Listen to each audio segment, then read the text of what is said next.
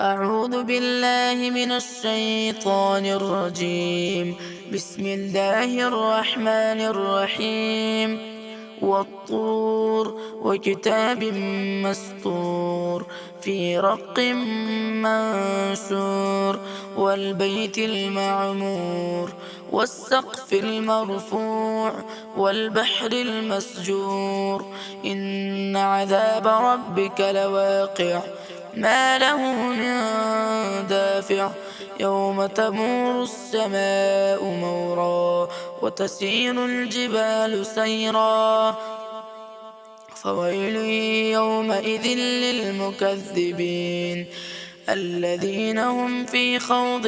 يلعبون يوم يدعون إلى نار جهنم دعا هذه النار التي كنتم بها تكذبون أفسحر هذا أم أنتم لا تبصرون اصلوها فاصبروا أو لا تصبروا سواء عليكم إنما تجزون ما كنتم تعملون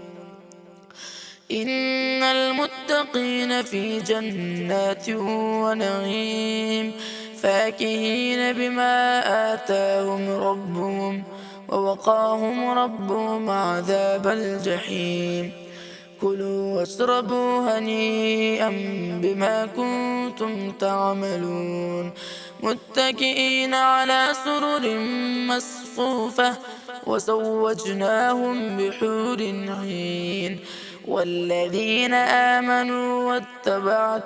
واتبعتهم ذريتهم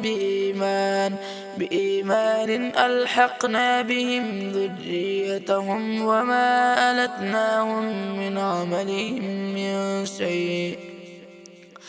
كل امرئ بما كسب رهين وأمددناهم بفاكهة ولحم مما يشتهون يتنازعون فيها كأسا لا لغو فيها ولا تأثيم ويطوف عليهم غلمان لهم كأنهم لؤلؤ مكنون وأقبل بعضهم على بعض يتساءلون قالوا إنا كنا قبل في أهلنا مشفقين فمن الله علينا ووقانا عذاب السموم إنا كنا من قبل ندعوه إنه هو البر الرحيم فذكر فما أنت بنعمة ربك بكاهن ولا مجنون أم يقولون شاعر نتربص به ريب المنون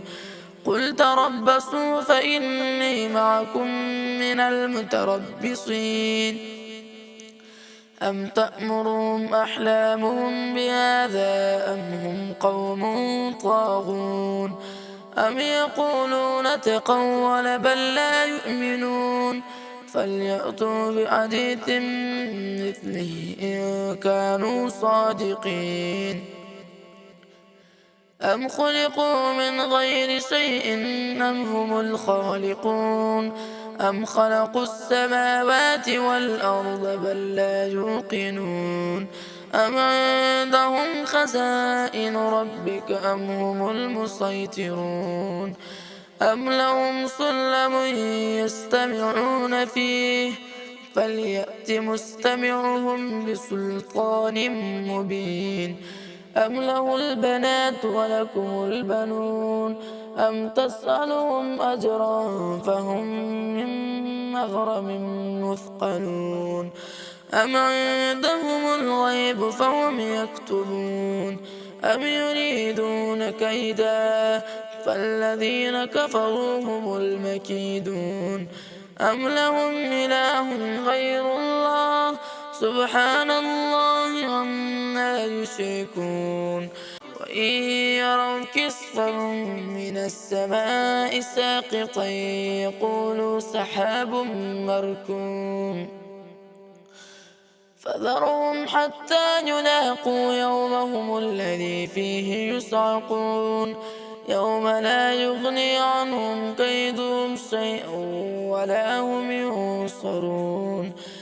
وإن للذين ظلموا عذابا دون ذلك ولكن أكثرهم لا يعلمون